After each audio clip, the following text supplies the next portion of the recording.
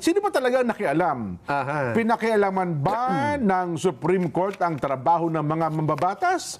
O ang mga mambabatas ngayon na nakikialam sa trabaho ng kataas-taasang hukuman? This is the most funny moment in our days because of what you said, Senator Soto. Kasi tinawanan nga siya. Dahil para bang gusto niyang palitawin na ang Supreme Court ay nag-aamenda ng batas. Ikaw hindi ka abogado. Magsasalita ka ng ganito, ewan ko kung saan dapat dalhin. Nagbago na ngayon ang tono. Ano na? Chacha na tayo ngayon. Ayun ang sinasabi natin. Gaya ng binanggit ko kanina, Jen, nagsisimula pa lang ang Pebrero, mainit na po ang balitaktakan, argumento, hindi lang ng mga senador at hindi lang ng mga opisyal, kundi maging mga mamamayan natin, mga netizen sa social media. Saan ito? Tungkol po sa desisyon ng Supreme Court sa unang impeachment complaint na isinampa laban kay Vice President Sara Duterte na nakarating sa Senado. Ayun. Yan po yung nakarang taon. Kasi nga, nung nakarang linggo ay nagdesisyon ng Supreme Court at nanindigan sila na labag sa konstitusyon, unconstitutional, yung isinampang impeachment complaint dahil maraming mga nilabag na patakaran. 13-0 yan ay unanimous decision. Although 15, meron natin dalawang wala. Kaya ituturing pa rin yung unanimous decision. Yes. At diyan, Jen, ay nagkaroon ng iba't ibang mga reaksyon. At alam mo ba kung kaninong reaksyon ang umani ng maraming reaksyon din. Maraming pagsang-ayon o maraming pagtutol? Mukhang mas marami tutol. Ayun na nga, mukhang nabasta. Reaksyon na umalingaw-ngaw mula apari hanggang hulo. Halina kayo, saan ka man. Impeachment na tayo. Hindi nga. Ang buti nga kung impeachment. Hindi. Nagbago na ngayon ang tono. Ano na? Chacha na tayo ngayon. Ayun ang sinasabi natin. Mukhang doon na ata papunta. Sino ba yung tinutukoy mo niya? Ay si Senate President Tito Soto. Ayun. Dahil sa... Sino ba talaga nakialam? Pinakialaman ba ng Supreme Court ang trabaho ng mga mambabatas? O ang mga mambabatas ngayon na nakikialam sa trabaho ng kataas-taasang hukuman? Sa bagay, noong unang decision pa lamang ng Supreme Court, dyan, last year, di ba? May unang decision na unconstitutional. Ganito rin naman ang kanilang sinabi. Na yun daw pong desisyon na ito ng Supreme Court ay legislative overreach. Yan. Ibig sabihin, dinukwang mo yung... Nagmalabis.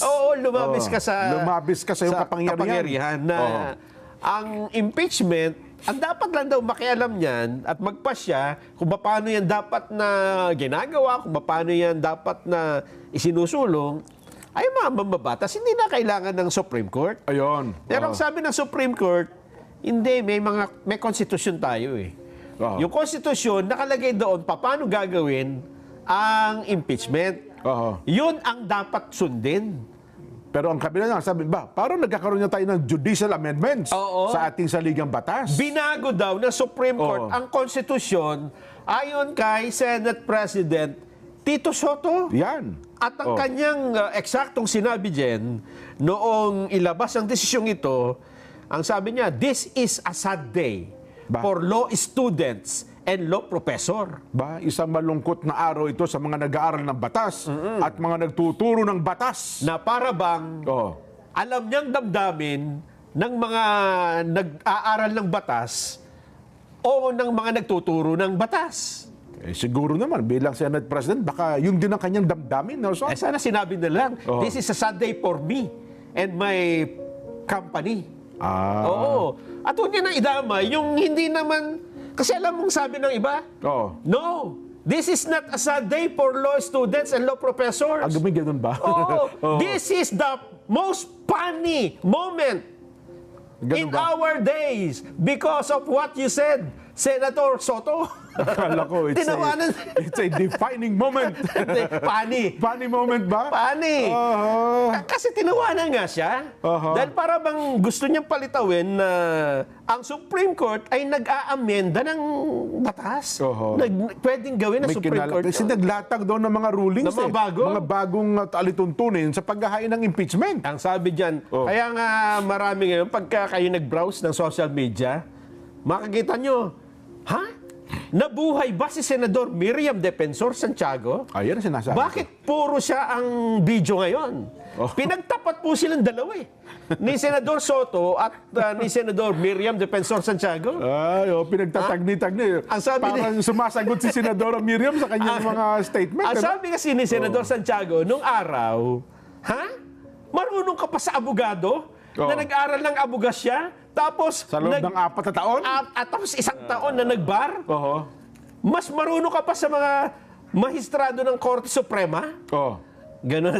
Sabi niya, hindi ganon. Dapat daw, may tinatawag na konstitusyon, yun yung saligang batas. Pero hindi lahat ng pwedeng bumasa niyan ay pwede na sabihin na ito ang kahulugan. Parang nakakaintindi na kaagad ng ano, no? Hindi na po pwede. Tinalo mo pa niya mga nag-aral ng 7 na taon.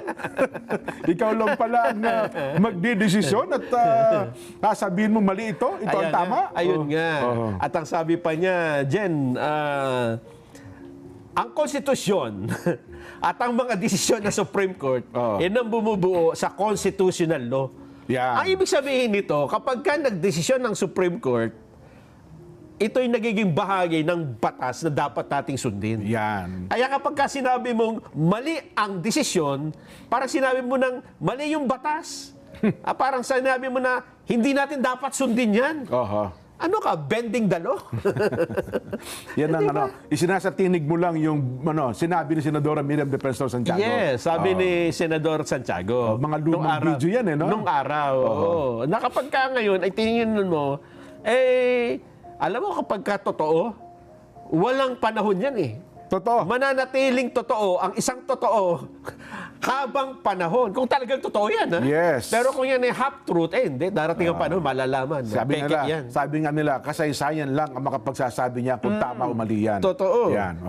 Ngayon, dapat naman, kasi dyan kahit natanungin mo naman yung mga nag-aaral ng batas, alam nila na mayroong desisyon ng Supreme Court na pwedeng hindi mo gusto. Tama. Pero at sabihin pa natin nagkamali, sabihin natin may pagkakamali, halimbawa na. Pero walang professor na nagsabi na pwede mo sabihan ng Supreme Court, oy, mga ano kayo? Mga maestrado, mga mali kayo. Ako ito. Meron kayong sariling agenda. Hindi ganon, hindi po pwede. Ewan ko kung anong school nagtuturo ng ganon dyan. Wala. Kasi kung itinuro yan, walang papasa sa bar dyan. Yun na nga. The second paragraph the decision is a clear judicial legislation. The SC, as written in their decision, admitted of introducing a rule for Congress to follow in the conduct of impeachment a clear encroachment on the power of the legislative branch as provided for the Constitution. Ano kaya ang masasabi ng mga abogado na ang advice kaya ito ng abogado niya? Palagi ko, hindi. Ganun ba? Kasi etong problema yan, Jen, Kung abogado ka, sasabihin mo ito, ipapublish mo, baka ma-contempt ka ng korte. Ganun. Sinabi, ayon sa aking abogado na si Attorney Juan de la Cruz, siya ang nagturo sa akin. Ito ang sinabi niya, mali kayo. Pwede sana, no? Oo nga, may ganon. Iko-quote niya siguro yung abogado niya. Ang problema, Jen, kahit nga ikaw ay isang active active members of the Supreme Court, ikaw ay active Supreme Court Justice, kapag ka hindi ka sang-ayon sa desisyon ng nakararami, wala ka namang kapangyarihang baliktarin yun eh. Totoo. Dissenting opinion ka lang. Yes. Ang magagawa mo, sumulat ka ng opinion mo na taliwas dun sa opinion ng marami. Pero hindi yung pwedeng maging batayan ng... Ang mananaig pa rin, yung desisyon ng marami. Yung desisyon, ikaw reference ka lang. Majority rule yan eh. Pero ikaw hindi ka abogado. Magsasalita ka ng ganito, ewan ko kung saan dapat dalhin. Well, sana. Hindi, may nakita pa ako na nagsabi na bilang Senate President, mali. Ha? Eto, Okay. sabihin na natin, mali yung iniakto ni Senate President Tito Soto. Kasi para bang nakikipagbanggaan ka sa isang institusyon na sangay ng pamahalaan eh. Totoo. Alam mo, ako ang kinalulungkot ko lang dyan. Well, sabihin na natin, may mga followers, mga tagasunod, naniniwala kay SP Soto. Ito po yung magpapahina eh. Totoo. Magpapahina sa institusyon na dapat ito ang kanlungan ng mamamayang Pilipino. Yeah. Kasi kataas-taas ang hukuman po ito eh. Totoo. Kapag ka ang paningin ng taong bayan ay humina sa kataas-taas ang hukuman, may mga tao matutuwa. Yung kalaban ng gobyerno. Yun. Parang referee Yes. sa isang basketball. Ay, oo, tama ka. Sinabi mo, oy, luto yung referee. Oo. Walang maniniwala sa... Kaya minsan kukuyugin yung referee. Oo. Kasi nga may naniniwala doon sa nagsabi. Yes. Lalo ito, no ha? Ako naniniwala, may mga supporters din at mga naniniwala kay SP Soto, no ha? Kaya sana po ay Ang pinakamatalinong dapat ginawa niya, tumahimik siya, no? ayun. Kaya nang ewan ko kung matalino siya. Yan ang problema. Hindi, ako may naisip ko lang, ano kaya nag-uudyok kay SP Soto, no? Para, dati naman hindi yan, ano. Baka nga may nag-uudyok, no? Baka lang, ano. Maaaring ang kanyang konsensya. Sabihin mo, kasi ito ang... Anyway, tanggap lang tayo ng report.